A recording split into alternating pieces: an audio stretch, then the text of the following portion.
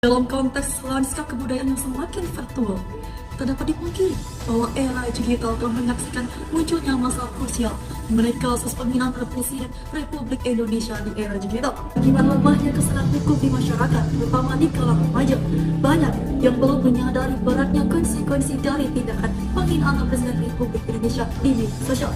Pemerintah telah mengambil langkah dalam menciptakan Undang-Undang Nomor 1 Tahun 2023 Kitab Undang-Undang Hukum Pidana tentang penyerangan kehormatan harkat dan martabat Presiden atau Wakil Presiden. Lalu, apakah undang-undang ini adil bagi masyarakat? Tentu saja tidak. Undang-Undang Nomor 1 Tahun 2023 KUHP menjadi problematika bagi masyarakat karena Indonesia mengandung sistem demokrasi yang memiliki kebebasan untuk berpendapat. Jika saya terpilih menjadi anggota Dewan Perwakilan Rakyat Republik Indonesia, sebagai seorang legislator, saya akan menegakkan hukum yang berkeadilan, urgensi menangani kasus penghinaan terhadap presiden di media sosial dengan melaksanakan 3 fungsi DPR. Fungsi legislasi.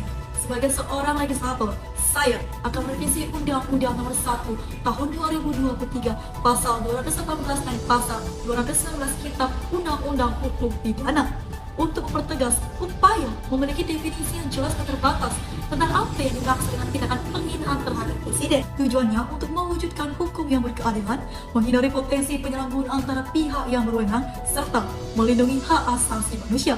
Sehingga undang-undang ini tidak bertentangan dengan pasal 28E ayat 3 Undang-Undang Dasar 1945 tentang kebebasan berpendapat dan berekspresi. Yang kedua adalah fungsi anggaran. DPR dapat mengalokasikan dana APBN terhadap program pendidikan komunitas remaja peduli hukum. Program ini beraktif untuk memajukan penegakan hukum yang berkeadilan, mencegah penipuan, serta penyalahgunaan hukum di masa depan.